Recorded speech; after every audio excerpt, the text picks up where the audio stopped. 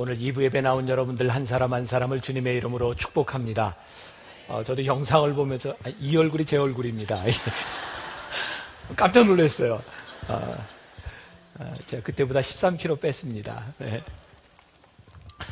변화산 여러분들이 기대하고 잘 준비하셨으면 좋겠고, 계속해서 우리들이 레디컬이라고 하는 주제로 말씀을 나누고 있습니다. 오늘은 지지난주 레디컬 액션과 같은 본문입니다. 마가복음 1장 16절부터 17절.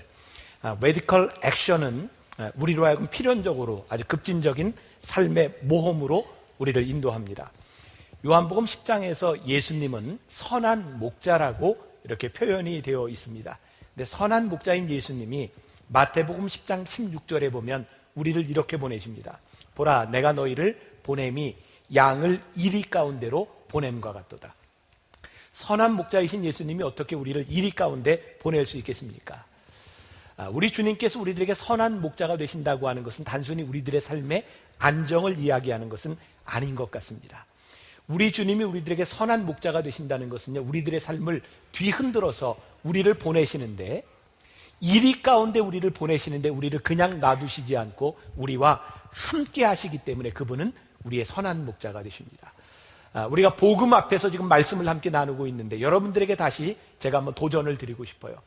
복음 앞에 여러분들이 믿음으로 반응하게 될 때 여러분들의 삶의 터전이 흔들리는, 여러분들의 삶이 움직여지는 그런 경험과 결단이 여러분들에게 있는가 하는 거예요.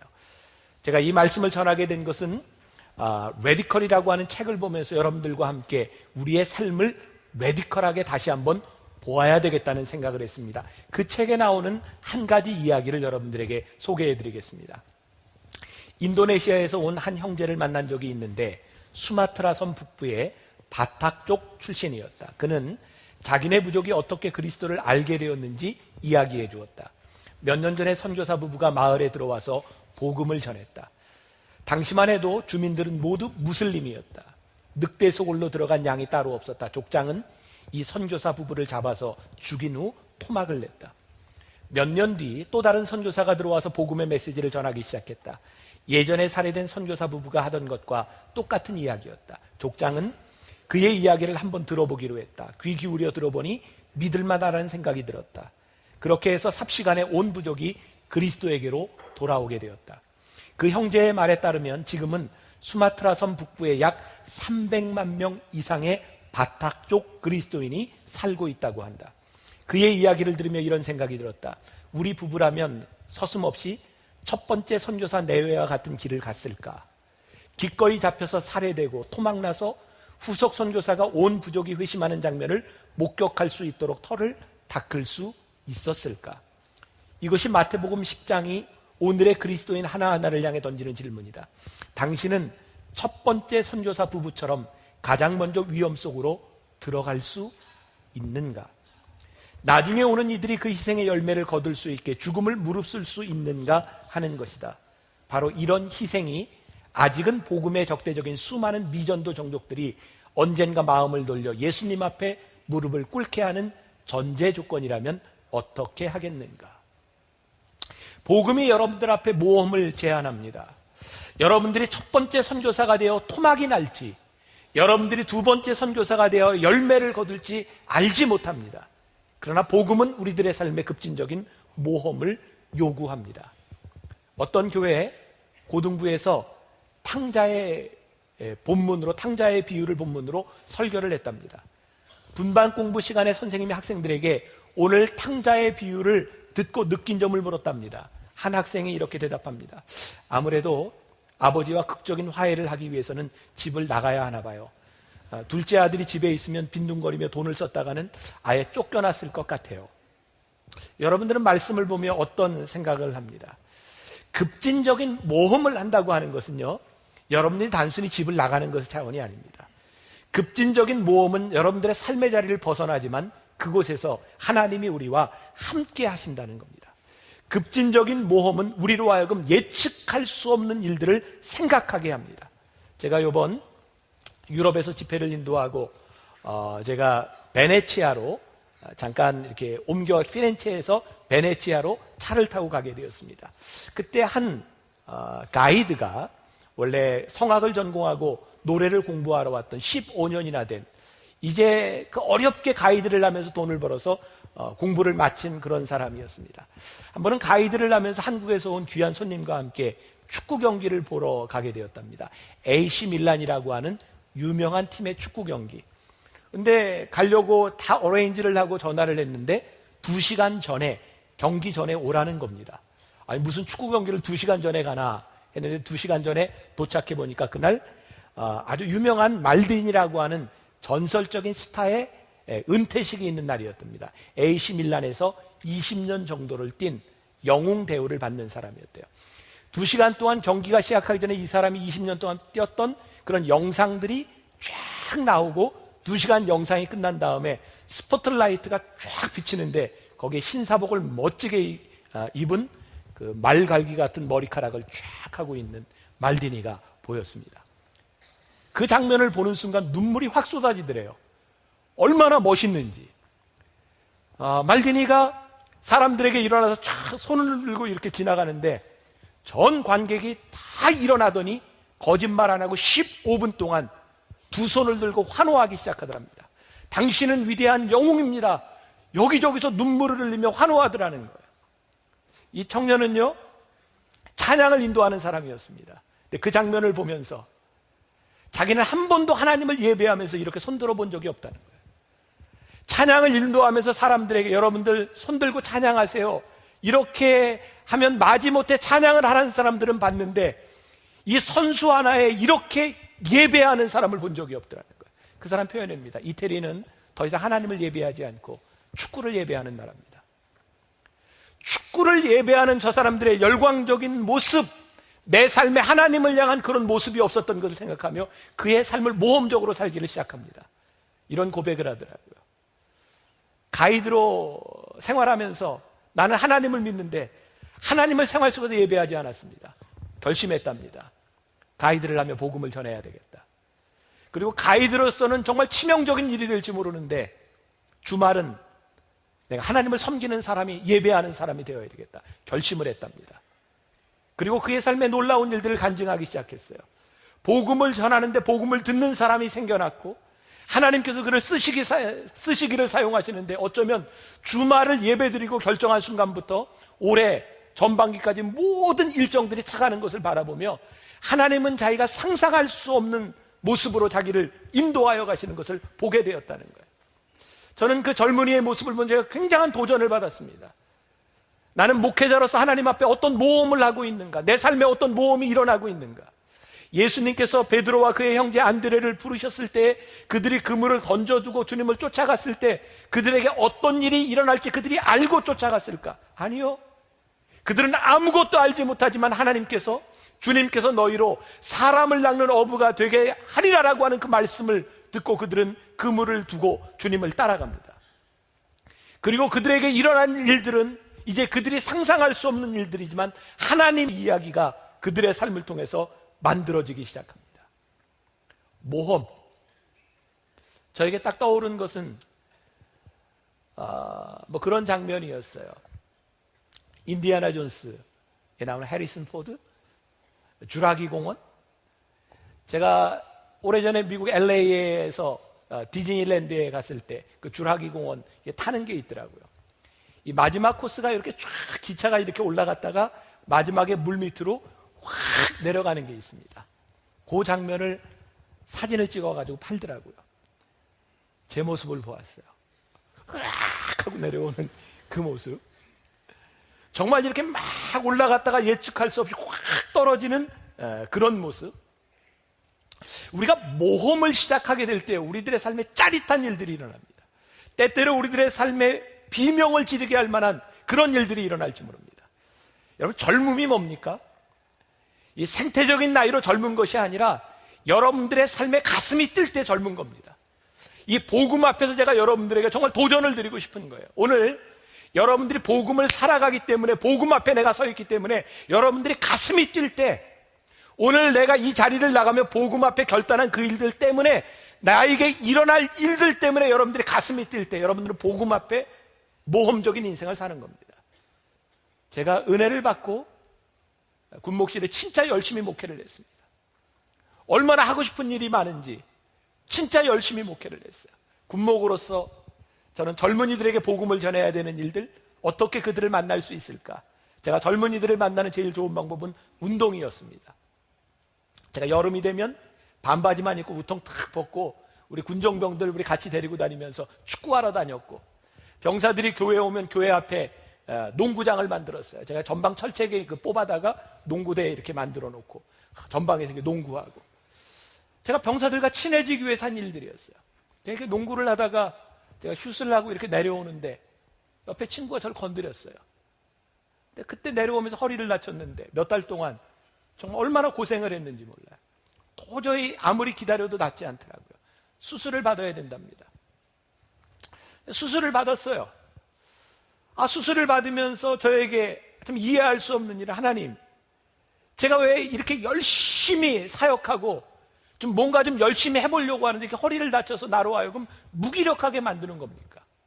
열심히 뛰어다녀도 모자랄 판에 제가 수술대에 누워서 수술을 받으면서 내가 할 수 없는 일이 아니라 수술을 받으면 내가 할 수 있는 일을 생각했던 것이, 이제 제가 일반 부대에서는 살 수 없지만 대전 통합병원에 가서 1년을 환자로서 근무할 수 있는 일이었어요. 전 지금도 제 삶에 그냥 허리를 다쳐서 수술을 하고 의가사 제대, 제가 환자로서 일찍 제대하는 길을 택한 것이 아니라 수술을 했기 때문에 수술을 받은 사람으로서 할 수 있는 병원에 가서 1년을 근무하며 저에겐 정말 익사이팅한 일이 일어나기 시작했어요. 제가 그런 일을 경험할 수 있었을까? 목사로서, 평범한 목사로서 제가 수술하는 환자방에 들어가서 수술을 지켜보고 매일 아침마다 라운딩을 하면서 수술하는 사람들을 위해 기도할 수 있는 특권을 내가 가질 수 있었을까? 제가 허리를 다치고 그것 때문에 제가 일반적인 생활을 제대로 할 수 없었기 때문에 제 삶은 새로운 모험 가운데 들어가기 시작했습니다. 그것이 제 삶의 간증이 되었어요. 그게 제 이야기입니다. 힛 스토리. 제 삶에 하나님께서 하셨던 일을 이야기하는 것, 하나님의 이야기가 내 속에 들어오기 시작했습니다. 여러분, 모험이 뭐라고 생각합니까? 레디컬? 여러분들이 복음 앞에서 급진적으로 여러분들의 삶을 살아가기 시작할 때 여러분들의 힛 스토리가 쓰여지기 시작합니다. 적어도 여러분들이 복음을 살아가는 사람이라고 하면 여러분들의 삶에 나타난 하나님의 이야기를 말할 수 있어야 하지 않겠습니까? 여러분들의 이야기를 여러분들이 써나가는 것이 아니라 하나님이 쓰신 이야기, 그래서 여러분들이 예상했던 삶이 아닙니다. 마태복음 13장 45절부터 46절까지 말씀, 우리 같이 한 목소리로 봉독해 보겠습니다. 또 천국은 마치 좋은 진주를 구하는 장사와 같으니 극히 값진 진주 하나를 발견하며 가서 자기의 소유를 다 팔아 그 진주를 사느니라. 여러분, 이게 얼마나 큰 모험이라고 생각합니까? 진주를 발견했어요. 근데 어떡합니까? 자기 재산을 다 팔아서 진주를 삽니다. 그러니까 엄청난 모험 아닙니까? 만약 진주가 가짜면 어떡합니까? 망하는 거 아닙니까? 진주를 발견했다면 그 진주 때문에 내 재산을 다 팔아서 가장 소중한 것을 사는 것, 그것이 급진적인 겁니다.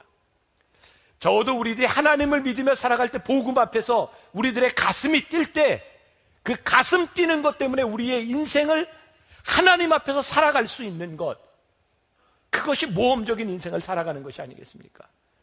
히브리서 11장 8절에 보면 아브라함에 대한 이야기를 이렇게 표현합니다. 갈 바를 알지 못하고 떠났다. 근데 참 놀라운 것은요, 성경의 이야기는 갈 바를 알지 못하고 떠나갔던 사람 아브라함의 이야기입니다. 그가 갈 바를 알지 못하고 떠나갔으나 그 다음부터 쓰여진 이야기는 하나님과 동행한 이야기였습니다. 여러분들의 삶이 모험적으로 시작될 때 그 시간에서부터 하나님의 이야기가 시작됩니다. 제가 언젠가 읽었던 윌로우 크릭교회 빌 하이벨스 목사님의 책에 그런 이야기가 있어요. 그분이 취미가 좀 독특하죠. 부잣집 아들이었기 때문에 요트 이런 취미를 가지고 있었는데 목사가 되어서 새로운 취미를 가집니다. 스카이다이빙, 비행기에서 낙하산을 메고 뛰어내리는 훈련을 다 받고 낙하산에서 딱 뛰어내리게 되었답니다. 또 얼마나 무섭겠습니까? 처음으로 비행기에서 뛰어내리는데, 그래서 가르쳐준 코치에게 물었답니다. 선생님, 이 낙하산이 펴지겠습니까? 안 펴지겠습니까? 그 사람이 이렇게 대답했대. 모르죠. 펴질지 안 펴질지 모르죠. 뛰어내려봐야 알지 그거 어떻게 합니까? 근데 이분이 이런 얘기를 하더래요. 펴질지 안 펴질지 모르지만 지금까지 뛰어내렸던 사람들 중에 낙하산이 펴지지 않은 사람이 아무도 없습니다. 그 이야기를 듣고 뛰어내립니다. 빌 하이벨스는 책에서 이렇게 말을 합니다. 내가 뛰어내리는 순간 내가 지금까지 볼 수 없었던 놀라운 세상을 보았다. 히브리서 11장에 왜 히브리서 기자가 믿음의 사람들의 이야기를 적어 놓았을까요? 믿음으로 아브라함은, 믿음으로 모세는, 믿음으로 야곱은, 믿음으로 이삭은 왜 믿음의 사람들의 이야기를 그렇게 써 놓았을까요? 히브리서 기자가 우리들에게 하고 싶은 이야기가 있습니다. 여러분, 믿음으로 갈 바를 알지 못하고 여러분들의 발걸음을 내딛는 것을 두려워하지 마십시오. 우리 믿음의 선진들이 그 길을 그렇게 갔습니다. 그들을 바라보십시오. 우리들을 무척 겁나게 하는 일, 히브리서 11장 6절에 보니까 믿음이 없이는 하나님을 기쁘시게 하지 못하나니 하나님께 나아가는 자는 반드시 그가 계신 것과 그가 자기를 찾는 자들에게 상 주시는 이심을 믿어야 할지니라. 그런데 왜 겁이 나나요? 이 상을요, 우리는 내가 정해놓은 상을 바라보기 때문입니다. 믿음으로 모험을 해야 되는데 우리들이 무서운 것은 내가 정해놓은 그 상을 받지 못할까 봐 두려운 겁니다. 근데 상은요, 여러분들이 정해놓은 상이 아니랍니다. 히브리서 기자는 11장 26절에서 모세의 이야기를 이렇게 합니다. 그리스도를 위하여 받는 수모를 애굽의 모든 보화보다 더 큰 재물로 여겼으니 이는 상 주시는 이심을 바라봄이라. 여러분들이 상을 보화로 바라보는 한 여러분들은 믿음의 발걸음을 내딛지 못합니다. 근데 모세가 발걸음을 내디딜 수 있었던 것은 하나님께서 주시는 그 상을 애굽의 모든 보화보다 더 귀하게 여김으로 인하여 그는 믿음의 발걸음을 내딛습니다. 여러분들이 세상의 가치를 가지고 살아가는 한 여러분들은 모험적인 인생을 살지 못합니다. 내가 세상의 가치를 가지고 있는데 내가 어떻게 목숨을 버리며 저 부족 속에 들어가서 내가 죽임을 당하고 토막이 날지 모르는데 어떻게 모험적인 인생을 살아갈 수 있겠습니까? 여러분들의 삶에 영생이 없는데 어떻게 우리들이 죽음을 버리는 모험을 할 수 있겠습니까? 복음 앞에 서는 자만이 급진적인 모험 속에 돌아갑니다. 죽음을 두려워하지 않는 자만이 죽음 속에 들어갈 수 있는 겁니다. 그리고 그 다음 일은 하나님께서 하시겠다는 거예요. 요셉이 애굽의 총리가 되었습니다. 그가 하인으로 있으면서 보디발 장군의 아내였던 그 여인이 자기를 유혹할 때 그 유혹을 이깁니다. 그리고 감옥에 갑니다. 요셉이 총리가 될 것을 알았기 때문에 유혹을 거절했겠습니까? 그가 감옥에 가서 사는 동안 사람들에게 칭찬을 받습니다. 너무나 잘 생활을 합니다. 그가 총리가 될 것을 알았기 때문에 인내했겠습니까? 아니, 그렇지 않았습니다. 그는 단지 복음에 합당한 삶의 모험을 시작했을 뿐입니다. 그리고 그 다음은 하나님이 인도하셨을 뿐입니다. 지난해 동경 BTD 2기를 마치며 간증하는 시간이 있었습니다. 우리 팀 멤버로 참석했던 한 분이 그 봉사만을 위해서 모스크바에서 비행기를 타고 왔습니다. 대단한 사람입니다. 아니, 어떻게 봉사하겠다고 모스크바에서 그 3일 봉사하려고 비행기를 타고 올 수 있겠습니까? 근데 그분은 몇 기 수준 중에 전에 BTD를 경험하면서 너무나 큰 하나님의 은혜를 받은 거예요. 근데 모스크바에 있는데 하나님이 정말 강권적으로 말씀하시더라는 거예요. 너 거기 가서 봉사하라는 거예요. 모스크바에서 사업을 하는 이분이 의학 공부를 시작을 했습니다. 모스크바의 제일 좋은 대학에서. 여자가 사업을 하면서 의학 공부를 하는데 그게 얼마나 어려운 일이겠습니까? 그 순종하는 일이 얼마나 어렵겠습니까? 그런데 그 마음에 하나님께서 순종하라는 마음을 주시는데 내가 동경에 가면 누군가를 만나리라는 마음을 주신다는 거예요. 그래서 순종하고 날아갔답니다. 무슨 일이 일어날지 모르고 갔답니다. 그래서 도착하는 날부터 누구를 만날까 유심히 보았대요. 근데 뭐 저를 봐도 뭐 별로 감동이 없고 팀 멤버를 봐도 감동이 없고 별로 감동이 없더래요. 그런데 캔디들이 이렇게 딱 오는데 그 중에 한 사람이 눈에 딱 띄더래요. 오래전 고등학교 다닐 때 동창이 거기에 딱 있더라는 거예요. 다행스러운 건 이분이 얼굴에 손을 안 대서 한 번에 알아봤대요. 동창이구나. 하나님이 저 사람을 만나게 해주시려나 보다. 그래서 이제 봉사를 하면서 그 친구 있는 데 가서 이렇게 하는데 그 친구가 못 알아보더래요. 그래서 봉사하면서 이렇게 막 하고 하는데 끝까지 못 알아보더래요. 아니, 하나님이 저 사람을 나에게 만나게 하도록 보내주신 것 같은데 왜 못 알아보는 거지? 막 가슴이 타는 거예요. 그때 하나님 그 놀라운 깨달음을 주셨습니다. 그래, 내가 나를 알아보지 못할 때 나는 항상 내 주위에 있었다. 나는 네가 나를 알아보기를 원하는 마음으로 그렇게 저렇게 나타났지만 너는 나를 알아보지 못하더구나. 그때 하나님의 은혜가 이분 가운데 임한 거예요. 하나님 늘 내 곁에 계셨던 분이군요. 하나님 그거 깨닫게 하시려고 저를 부르셨군요. 그리고 마지막 날 그 동창이 서로 알아보고 이렇게 포옹을 하고, 이제 그때 다음에 일어난 이야기들은 또 다른 간증이겠지만 저는 그분의 이야기를 들으며 모스크바에서부터 비행기를 타고 올 수밖에 없었던 그 삶의 모험은 어떤 일이 일어날지 모르지만 그의 삶에 하나님의 계획이 있었다는 거예요. 이 서프라이즈한 일입니다. 그런데 우리들이 복음 앞에서 모험하지 않으려고 한다는 거죠. 우리들이 복음의 음성을 들으면서 우리들이 헌신하려고 하지 않는다는 거죠. 그래서 우리들의 삶이 모험적이지 않습니다. 제가 레디칼 시리즈의 말씀을 나누며 제가 오늘 여러분들에게 강력하게 도전하고 싶은 겁니다. 복음 앞에서 하나님께서 여러분들에게 말씀하실 때 모험적인 발걸음을 내디뎌 보십시오. 내가 바라는 상이 아니라 상 주시는 이심을 믿어야 할지니 하나님께서 우리들에게 베푸실 일을 바라보는 겁니다. 오늘 본문에 예수께서 이르시되 나를 따라오라.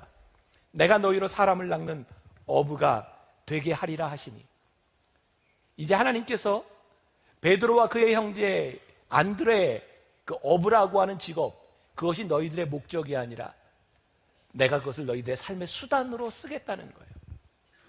너희들이 지금은 그걸 가지고 밥을 벌어먹고 살았을지 모르지만 너희들이 했던 그 일, 너희들이 고기를 잡던 그 심정으로 사람을 낚는 어부가 되도록 내가 너희를 쓰시겠다는 거예요. 여러분들의 삶의 목적이 하나님의 목적을 위해 수단으로 바뀌어지는 겁니다. 여러분들의 삶의 목적이 가장 귀했던 것이 하나님 앞에 쓰임받는 순간입니다. 그때부터 우리들의 삶에는 하나님의 역사가 일어나기 시작해요. 리처드 스턴스가 쓴 아직 끝나지 않은 복음에 보면 우리들의 삶을 이렇게 영적 GPS의 유익이라고 하는 말로 그렇게 비유해서 말을 합니다. 성령의 인도하심을 받는 것, 이 GPS 위성에 연결되어 있는 것처럼 우리들이 GPS에 연결되면 우리들이 보지 못하던 것을 보게 된다는 거죠. 지금 내 위치밖에 보지 못하던 것이 GPS에 연결되면 모든 것들을 보게 되고, 이 GPS는 실시간 길 안내를 해주기 때문에 우리들이 그것을 보고 따라가게 되는 거예요. 여러분, 우리들의 삶에 이렇게 보세요. 저는 이 말씀을 준비하면서 이 나침반을 생각하게 되었는데, 나침반 바늘이 몇 개인지 아시죠? 지난번에 물어봤었는데 나침반 바늘이 몇 개죠? 네? 네, 하나. 두 개라고 얘기하는 사람도 있어요. 종종. 나침반 바늘은 한 개입니다. 나침반은 늘 어디를 가리키고 있죠? 북쪽을 가리킵니다. 참 신기합니다. 나침반이 이렇게 북쪽을 보고 있다가 이렇게 돌아도 바늘은 북쪽을 가리킵니다. 여러분, 우리들이 하나님의 인도하심을 받는다고 하는 것이 뭔지 아십니까? 우리가 어디를 가든 영적으로 우리들이 가야 될 길을 바라보는 거죠. 요한복음 14장 26절에 보혜사 곧 하나님께서 내 이름으로 보내실 성령, 그가 너희에게 모든 것을 가르치고 내가 너희에게 말한 모든 것을 생각나게 하시리라. 그러면서 그 바로 다음 절에 27절에 이런 말씀이 있어요.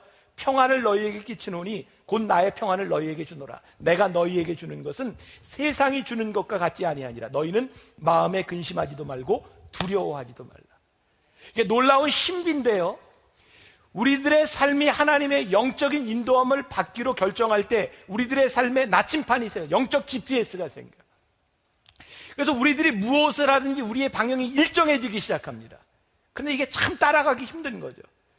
제가 복음대로 살아가는 것이 얼마나 어려운 일인지 몰라요. 그런데 정말 신기한 것은 너희들이 성령의 인도하심을 받기 시작하면 어떤 일이 일어나는가? 너희들의 마음에 평안함을 주시겠다는 거예요.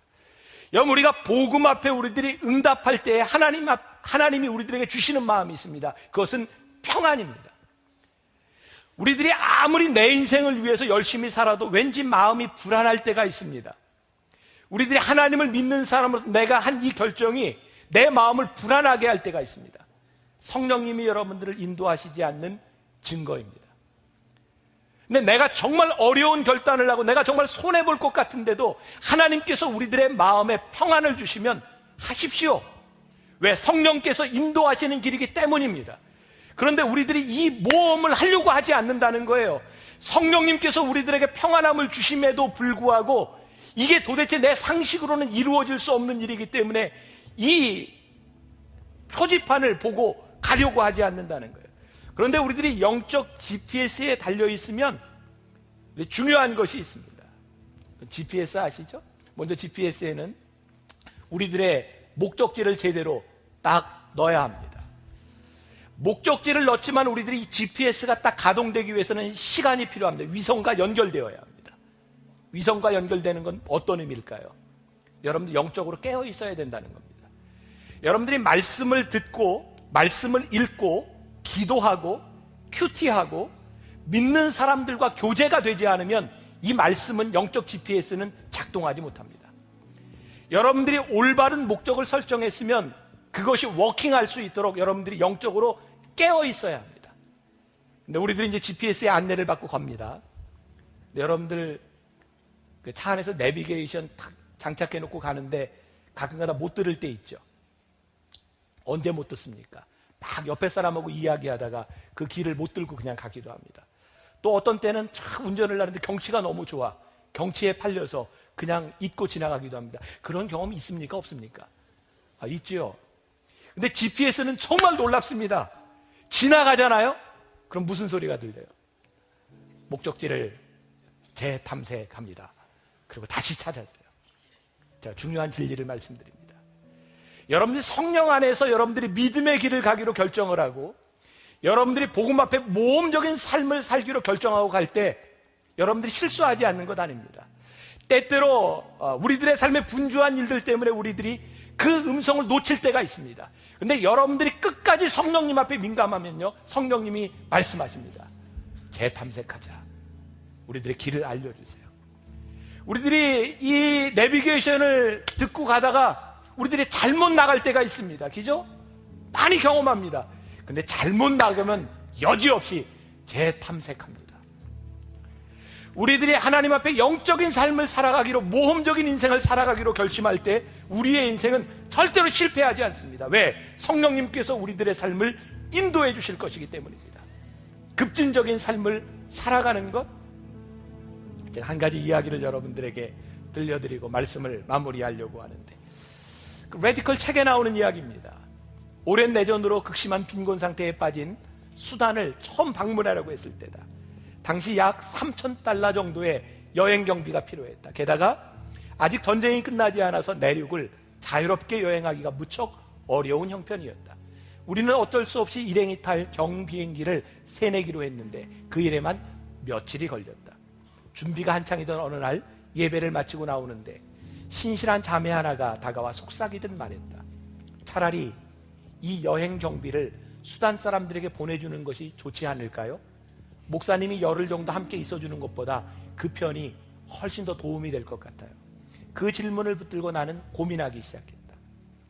그 돈을 가난한 이들에게 나눠주지 않고 여행 경비로 써버리는 것이 과연 낭비일까? 아닐까? 우리는 그곳에 꼭 가야 하는가? 이 고민을 수단에 도착할 때까지 계속하게 되었다. 그리고 현지에 도착해서 앤드류라는 젊은이와 대화를 나누면서 비로소 풀렸다. 앤드류는 지난 20년 동안 자신이 살아온 이야기를 들려주었다. 태어나던 날부터 전쟁을 보고 배웠다. 이 청년은 수단 사람들이 그 고통과 박해를 어떻게 헤쳐나왔는지 담담하게 말했다. 그는 가장 암울한 시기에 구호품들과 도움을 주었던 수많은 이들에게 깊은 감사를 전했다. 그리고 나를 바라보며 물었다. 그런 도움에 감사하면서도 우리가 누구를 진정한 형제라고 생각하는지 아십니까? 누구죠? 가장 어려울 때 함께 있어준 사람들입니다. 목사님, 여기까지 와서 함께 해주시니 감사합니다. 왈칵 눈물이 솟았다. 생각하지 못했던 곳에 급소를 찔린 기분이었다. 하나님이 우리 인간을 구원하실 때 금이나 현금 수표 따위를 보내지 않으셨다는 사실, 그것이 가슴에 다시 와닿았다. 하나님은 자신을, 독생자를 보내셨다. 잠시나마 직접 가는 대신 송금하는 것이 좋을지도 모르겠다고 생각하는 것은 큰 오산이었다. 물질만 보낸다면 어떻게 복음을 소개할 수 있겠는가? 물질만으로 모든 필요를 해결할 수 있다고 판단할 만큼 피상적인 믿음을 가졌던 내 자신이 부끄러웠다. 가만히 보면 우리는 교회 안에서 우리들의 삶에서 정말 많은 계산들을 한다는 생각이 들어요. 낭비 아닙니까?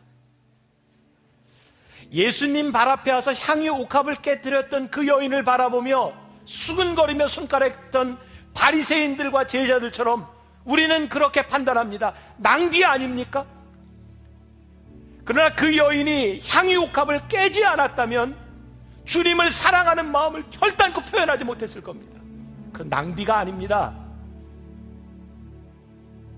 거룩한 헌신이었습니다. 아니, 저는 이렇게 표현하고 싶습니다. 우리들이 레디컬한 삶의 모험을 하기 위해서는 거룩한 낭비가 필요합니다. 바보 같은 투자들이 필요합니다.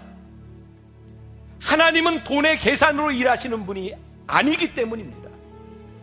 여러분들의 삶에 정말 어처구니 없는 여러분들의 헌신이 있어야, 그 투자가 있어야 하나님께서 여러분들을 통해서 일하실 수 있는 겁니다.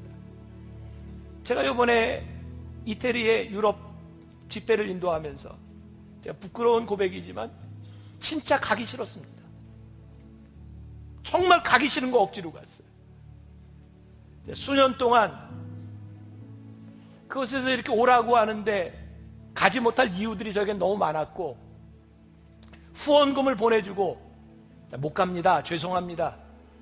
근데 너무 그게 마음에 부담이 돼서 그곳에 갔는데 그렇게 흔쾌히 가지 않았습니다. 집회를 인도하는 동안 유럽 각곳에 있는 한인들이 모였어요. 진짜 학생들이 아니라 우리 교민들, 독일에서 광부로 살았던, 간호원으로 그렇게 갔던, 정말 그것에 고국이 그립고 말씀이 그리운 사람들이 모였어요. 집회를 마치고 오는데 한 분이 제 손을 붙잡고, 목사님, 내년에 꼭 오세요. 꼭 오셔야 돼요. 저 진짜 억지로 갔거든요. 내가 이 시간과 1월, 2월 넘어가는 이 교회의 중요한 때에, 그리고 명절을 끼고 내가 이렇게 투자를 해도 되나? 정말 가기 싫은 곳, 억지로 간 그곳이었는데 하나님은 거기에서 누군가의 마음을 위로하셨고 누군가를 위해서 저를 보내셨더라. 우리의 가슴을 뛰게 하는 모험들은요, 내가 하고 싶은 일에 있는 것이 아닙니다. 내가 계산으로 이루어지는 일이 아닙니다. 사실은 정말 하기 싫고 계산에 맞지 않는 일들인데 그 일들 가운데서 모험이 시작되고 히즈 스토리가 쓰여지기 시작합니다. 우리 복음 앞에 설 때 우리는 정말 바보 같은 사람이 됩니다. 계산에 맞지 않는 인생을 살아갑니다. 향유 옥합을 깨트리는 거룩한 낭비들이 우리들 가운데서 일어납니다. 돈으로 해결될 수 있는 일이라면 하나님께서 우리들에게 돈을 던져주고 너희 알아서 해라, 그러시지 않았어요. 복음 앞에 오늘 여러분들 급진적인 모험을 한번 생각하세요. 계산이 아닌 모험을 시작하세요. 성령님께서 여러분들과 함께 하실 겁니다. 여러분들을 평안함으로 인도하실 거고 여러분들의 삶을 끊임없이 교정해 가시며 여러분들을 인도해 가실 겁니다. 우리 믿음으로 그물을 던지세요. 하나님의 말씀 의지하여 한번 나가보세요. 하나님의 역사로 히즈 스토리를 만들어가는 여러분들이 되시기를 주님의 이름으로 간절히 축원합니다. 우리 같이 찬양하며 여러분들 마음에 결단이 있으면 좋겠습니다.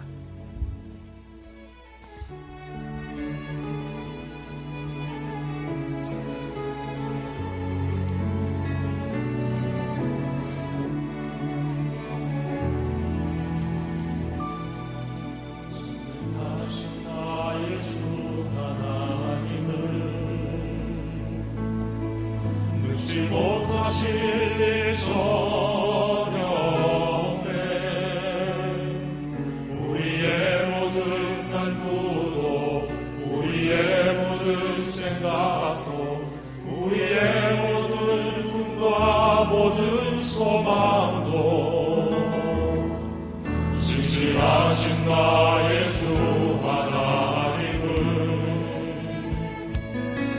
우리의 모든 괴로움 바꿀 수 있네. 불가능한 일 행하시고 죽은 자를 일으키시니 그를 이길 자 아무도 없네. 주의 말씀을 원하며 찬양하겠습니다. 오늘 그가 놀라운 일을 이루시는 것보다 주의 말씀을 의지하여 믿음으로 힘을 던져 믿는 자에게 눈치 못함 없네. 전능하신 나의 주 하나님 능치 못하실 일 전혀 없네. 우리의 모든 간구도 우리의 모든 생각도 우리의 모든 꿈과 모든 소망도 진실하신 나의 주 하나님은 우리의 모든 괴로움 바꿀 수 있네. 불가능한 일 행하시고 죽은 자를 일으키시니 그를 이길 자 아무도 없네. 주의 말씀을 의지하여 깊은 곳에 불을 던져 오늘 그가 놀라운 일을 이루시는 거라. 주의 말씀을 의지하여 믿음으로 금을 던져 믿는 자에게 눈치 못함 없네. 주의 말씀 의지하여 주의 말씀 의지하여 깊은 곳에 금을 던져 오늘 그가 놀라운 일을 이루시는 것보다 주의 말씀 의지하여 믿음으로 힘을 던져 믿는 자에게 눈치 못함 없네. 주의 말씀 의지하여 주의 말씀 의지하여 깊은 곳에 힘을 던져 오늘 그가 놀라운 일을 이루시는 것보다 주의 말씀 의지하여 믿음으로 힘을 던져 믿는 자에게 눈치 못함 없네. 주의 말씀 의지하여 주의 말씀 의지하여 깊은 곳에 금을 던져 오늘 그가 놀라운 일을 이루시는 것보다 주의 말씀 의지하여 믿음으로 힘을 던져 믿는 자에게 능치 못함 믿는 자에게 능치 못함 없네. 믿는 자에게 능치 못함 믿는 자에게 능치 못함 없네.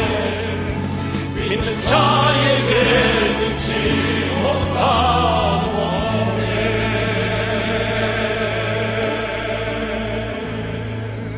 하나님, 오늘 2부 예배드리는 우리 만나교회 성도들 복음 앞에 믿음의 모험을 하기를 원합니다.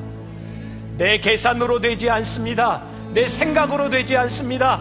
그러나 하나님께서는 우리를 인도하여 주실 것입니다. 우리의 가슴을 뛰게 하실 것입니다. 하나님의 역사가 일어나게 될 것입니다. 하나님과의 만남이 시작될 것입니다. 성령님께서 인도하실 것입니다. 오늘도 결단하며 나아가는 주의 백성들을 기억하시고, 하나님, 오늘도 하나님 앞에 드려진 귀한 예물들이 하나님 나라를 위하여 모험적으로 하나님의 역사를 이루는 귀한 예물 되도록 축복하여 주옵소서. 지금은 우리 주 예수 그리스도의 은혜와 하나님 아버지의 무한하신 사랑과 성령의 인도하심이 믿음으로 그물을 던지며 믿음으로 모험하며 나아가는 당신의 사랑하는 모든 백성들 위해 지금부터 영원까지 함께 하시기를 간절히 축원하옵나이다. 아멘.